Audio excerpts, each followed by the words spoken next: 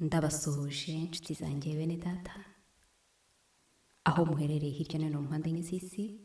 Ubuntu, amahoro n'imigisha biva ku Mana Data twese bikomeze kubana namwe mwese ndetse n'abanyu bose aho baherereye mu mpande z'isi. Ikaze muri aka kanya keza tugiye kwigana ijambo ry'Imana. Tugiye kwigana amagambo aboneka mu Byahishuwe igice cya 14 umurongo wa 6 n'uwa 7. Umutwe w'amagambo uravuga ngo ubutumwa bw'abamarayika batatu. Nuko mbona marayika wundi aguruka aringanije ijuru, afite ubutumwa bwiza bw'iteka ryose ngabubwira bari mu isi bo mu mahanga yose n'imiryango yose n'indimi zose n'amoko yose. Avuga ijwi rirenga ati, nimwubahe Imana muyihimbaze, kuko igihe cyo gucira abantu urubanza gisohoye, muramye iyaremye ijuru n'isi n'inyanja n'amasoko. Ubusanzwe marayika avuga cyangwa se bisobanura intumwa.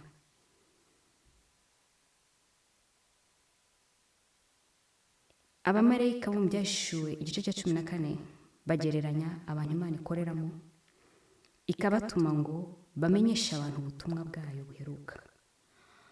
Nk'uko Yohana yabonye abamarayika batatu bakurikiranye, marayika wese agatanga ubutumwa bwe ukwe, niko Imana yageneye igihe cyose ubutumwa bwacyo buhuje nacyo, ikagena nabo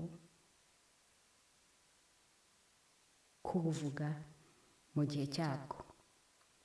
Bibiliya iduha ingero nyinshi, harimo Nowa yahawe ubutumwa bwabo mu gihe cye, Yona ahabwa ubutumwa bw'Abininefe.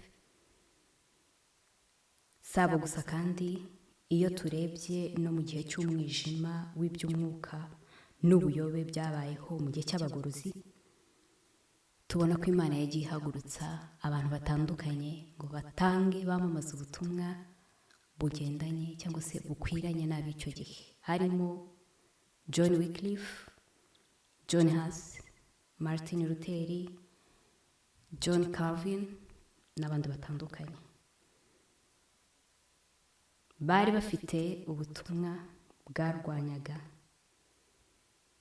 kandi bukaburira abasengaga ibigirwamana, bagahamagarira abatuye isi gutinya Imana, kuyiramya cyangwa se kuyisenga no kuyisha icyubahiro.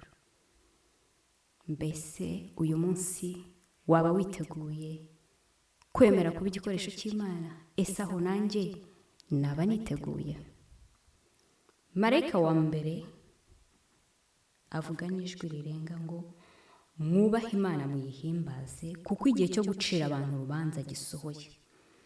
Ubutumwa bwa marayika wa mbere ni ubwo kutwihanangiririza kwibuka umuremyi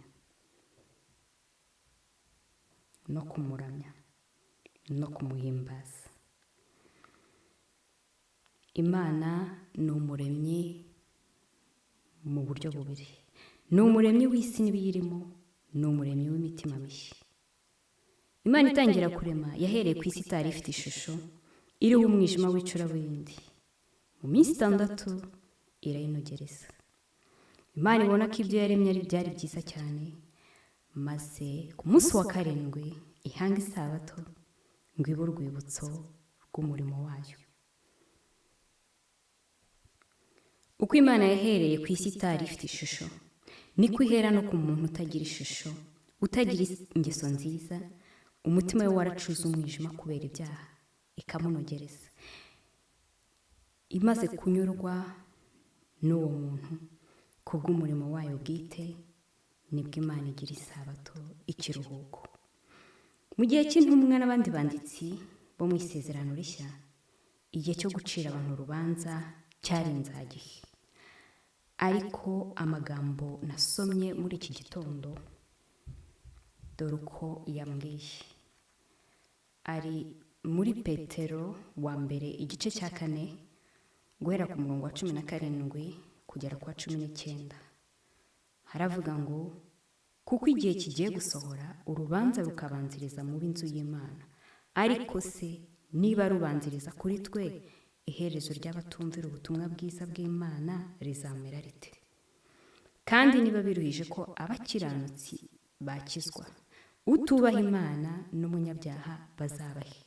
Nuko rero ababazwa nk'uko Imana ibishaka nibabitse uwo murimo wo kwizerwa ubugingo bwabo, bagumye bakore neza.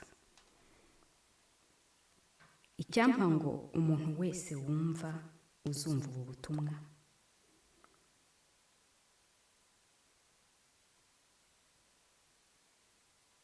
yemere kubabazwa nk'uko Imana ibishaka. Tubitse ubugingo bwacu Umuremyi, kandi tugumye gukora neza. Ijambo ry'Imana riravuga ngo utanga ubugingo bwe ku bwa Kristo azabusubirana. Marayika wa mbere aratwibutsa kuramya Umuremyi waremye ijuru n'isi mu minsi 6, ku munsi wa 7 akaruhuka, akeza isabato akayiruhuka, akayiha umugisha. Yagera muri Ezekiyeli igice cya 20 ku murongo wa 12 akavuga ngo maze mbahana amasabato yanjye ngo abe ikimenyetso hagati yanjye nabo, kugira ngo bamenye ko ari jye Uwiteka ubeza. Uwiteka yaduhaye amasabato ye ngo abe ikimenyetso hagati yacu nawe, kugira ngo tumenye ko ari we Uwiteka twese. Murongo wa 20 arongera ati, kandi mujye mweza amasabato yanjye abe ikimenyetso hagati yanjye namwe, kugira ngo mumenye yuko ndi Uwiteka Imana yanyu. Dore impamvu dukeneye ubutumwa bwa marayika wa mbere. Inyigisho za revolution zatumye abantu benshi batemera kandi ntibizera ko Imana ari Umuremyi. Ibi ku bantu batuye mu bihugu by'amahanga babizi neza, kubera ko abantu benshi babona ko bihagije Imana batayikeneye. Ariko kandi si mu bihugu by'amahanga gusa, kubera kureba naho gusigaye kuriho n'iwacu byarahageze, aho umubare munini wiganjemo urubyiruko bahakana Imana no kwera kwayo, ntibemere ko ari Umuremyi. Nyamara ubutumwa bwa marayika wa mbere burayerereza. Inyigisho za Roma Nkristo Katolike zatumye abantu benshi bibwira ko bashobora kwikirisha imirimo myiza no gukomeza imihango y'idini. Ariko ubutumwa bwa marayika wa mbere butumenyesha ko abantu bazakizwa n'uko Imana yahinduye kamere yabo kubwo kubarema imitima mishya. Ikindi ni uko inyigisho za Roma Nkristo Katolike zubahirije umunsi w'izuba, benshi barabakurikiza, maze isabato y'Imana iribagirana. Ubutumwa bwa marayika wa mbere nibwo bwerereza umunsi wibutsa abantu ko Imana ari rurema. Inyigisho za Roma Nkristo kandi n'amadini abakomokaho cyangwa se imitima yabo iminsi y'imperuka byatumye abantu batega amakiriro kuri Papa, Mariya, abapotre, Bishop, Pasteur n'abatagatifu na za sakramento. Batega amakiriro kandi ku butunzi n'isumbwe bakabirutisha Imana. Abaroma igice cya 1 umurongo wa 16 haravuga ngo bakaramya ibyaremwe bakabirutisha, bakabikorera kubirutisha Imana rurema. Abafilipi igice cya 3 umurongo wa 19, abandi bahindutse abasenga inda, bakanywa ibitanyobwa no kurya ibitaribwa. Ubutumwa bwa marayika wa mbere buteshera abantu ubwo buyobe, ngo bareke ibigirwamana no guhugukira Imana rurema. Bene data, iherezo rya byose riri bugufi, iherezo rya byose riri hafi. Urubanza rwa buri wese rukagerwaho, maze umuntu wese akazahabwa ibikwiranye n'ibyo yakoze. Benshi bari kugwa bakava mu byizerwa bagakurikira inyigisho z'ubuyobe, amategeko y'abantu n'imihango by'idini. Nyamara uzaza ntabwo azatinda. Hariho bavuga ngo guhera kera nakuze numva bavuga ngo iherezo rya byose riri bugufi, ariko umwami Imana ntabwo itinze isezerano ryayo, itwihanganiye kugira ngo hatazagira n'umwe urimbuka.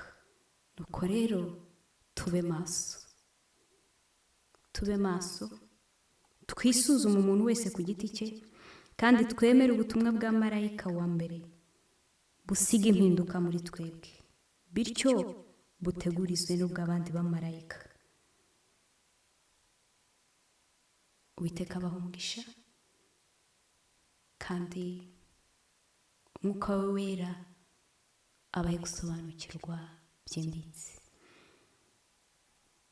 Tuzakomeza n'abandi bamarayika uko bakurikirana, uwa kabiri n'uwa gatatu. Ubuntu bw'umwami Yesu bukomeze kubana namwe mwese ndetse n'abanyu bose. Kugera twongeye guhura, ndabakunda.